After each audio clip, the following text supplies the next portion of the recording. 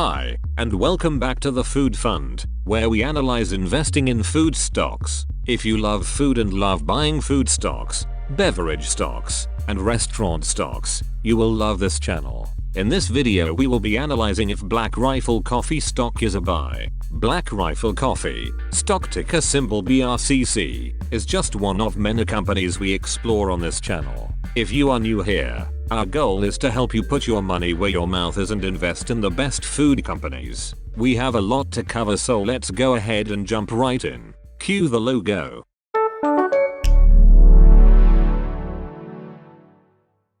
Let's start with some background info on Black Rifle Coffee. Black Rifle Coffee was founded in 2014 by Jared Schultz and Evan Hafer. The company quickly gained popularity for its focus on premium coffee, veteran-owned status, and patriotic branding. They sell premium roasted coffee beans, ground coffee, single-serve pods, ready-to-drink coffee, coffee accessories, apparel, and merchandise. In 2022, Black Rifle Coffee went public via a special purpose acquisition company and has since expanded to over 80 retail locations across the United States. Now let's look at the price action. Starting with the 1-year chart, we see that Black Rifle Coffee had a CAGR of about -43%. Zooming out to the 5-year chart, we see that Black Rifle Coffee had a CAGR of -28% since going public in 2022. Black Rifle Coffee share price has been trending downward for a long time. If we perform a backtest comparison of investing $10,000 in Black Rifle Coffee versus the S&P 500, we find some poor results for Black Rifle Coffee.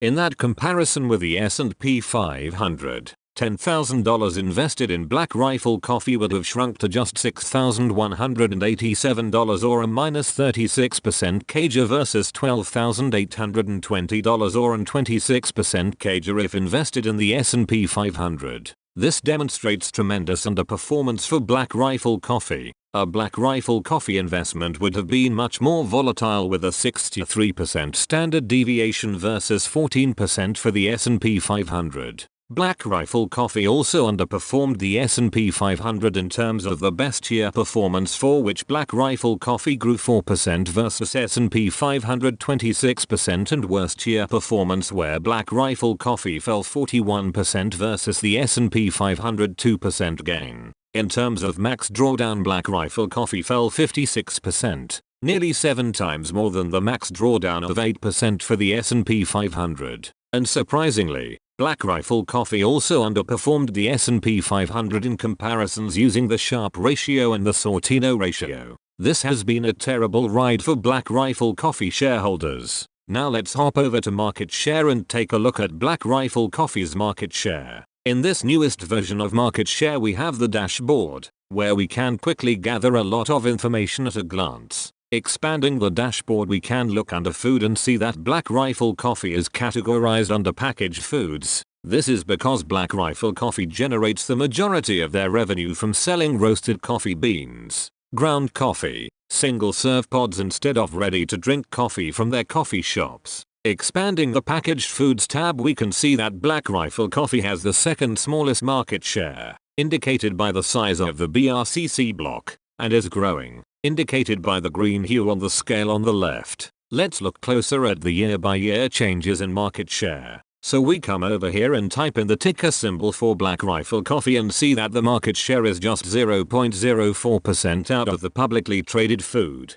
beverage, and restaurant stocks currently in the market. The 5-year market share CAGR for Black Rifle Coffee is 38%. This means that Black Rifle Coffee's market share is growing quickly. If we start in 2019, we see that the market share was 0.01%, 0.02% in 2020, 0.03% in 2021, 0.03% in 2022, and 0.04% over the trailing 12 months. The market share of Black Rifle Coffee is small but growing. Let's take a look at the fundamentals. Gross margin is 33%. This is slightly better than many similar companies. Revenue has compounded at around 49% over the past 5 years and has reached over $370 million most recently. The company has nice steady revenue growth. This is great to see. Looking at cash flow, we see a massive degradation over the last 5 years for operating cash flow. At the same time, capex has worsened at a 124% CAGR. As a result, free cash flow has fallen deeply into negative territory during this time period. This is really bad.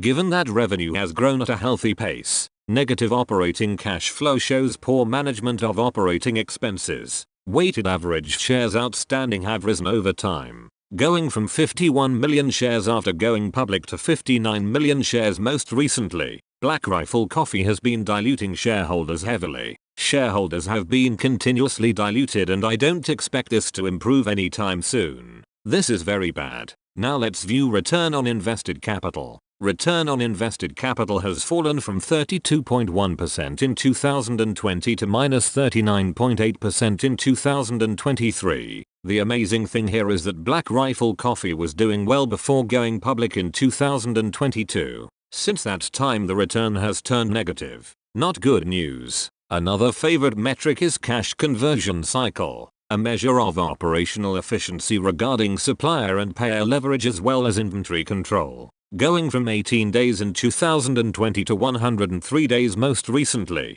Black Rifle Coffee has clearly gotten much more inefficient. The silver lining here is that most of Black Rifle Coffee products are likely shelf stable, meaning that they should be able to sell accumulated inventory without issue for several months. Now, let's look at Black Rifle Coffee's debt. The net debt to EBITDA has increased over the past 5 years, going from -1 in 2019 to -2.1 most recently. Negative net debt to EBITDA with an unprofitable company is the worst. The company has both debt and isn't profitable. The fundamentals of Black Rifle Coffee are still pretty bad. In any event, should it be added to the portfolio? Before sharing my final thoughts on that, please click the like button and let YouTube know that you like the content. Subscribe and click the notification bell to make sure you catch the latest videos. Your continued support means so much to the Food Fund. Now, let's get into my final thoughts. Okay, let's go to the spreadsheet and write out some key values for Black Rifle Coffee.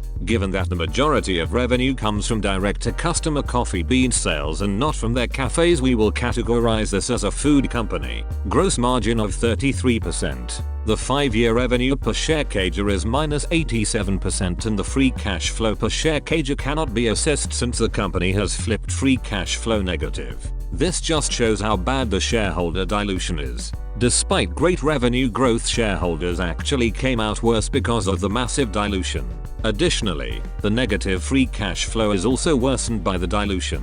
A return on invested capital of -40% is negative, so no good news there. Next, the cash conversion cycle of 103 days is really bad, but this is one area that management should be able to improve. While their negotiating leverage might be poor, management can certainly produce less product, reducing inventory and shortening turnover time. Concerning debt, a net debt to EBITDA of -2.1 means that Black Rifle Coffee is both in debt and unprofitable. This is not good. So from a fundamental standpoint, Black Rifle Coffee is still pretty bad. Now let's switch our attention over to valuation.